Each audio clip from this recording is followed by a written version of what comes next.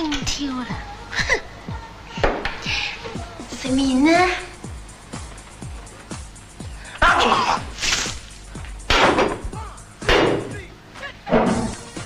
哎呀，咁嘅？喂，咩嚟㗎？睇下。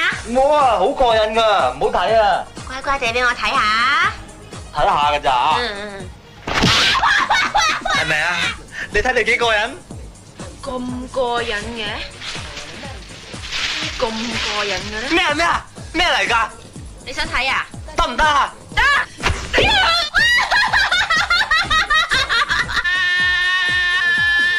叫咩啫？講俾個人嘅？醫生話你失控，所以要綁住你。我已經同你請咗個看護黃小姐嚟照顧你噶啦。唉，有人咁都冇咁驚。叫姐姐啦，巴達，我先翻工啦，剩低你兩個照顧佢。知晒你啊，放心。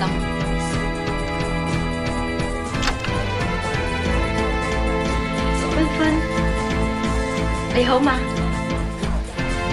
你又翻嚟我個懷抱啦，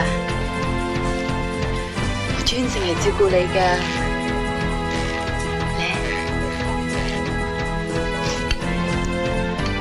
我今晚都瞓唔着，係咁諗住你，簡直係噩夢。我咁大個女都未俾人呃過，我將一份夢想擺喺你身上，你居然懵仔我！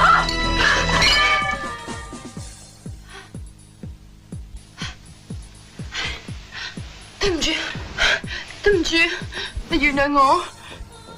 我咁激動，都係因為我太愛你啦。係咧，咁你認唔認得出我依身嘅造型係來自邊部電影嘅咧？女殺手，跟當。女。咁你知唔知道一個女人最重要係乜嘢？對波，錯，係貞操。我都有。你知唔知自己衰乜嘢？邊個又唔當啊？我又唔當，邊個又唔當？又係我又唔當。你而家認錯已經太遲啦！所有欺騙女主角嘅男主角，都一定唔會有好嘅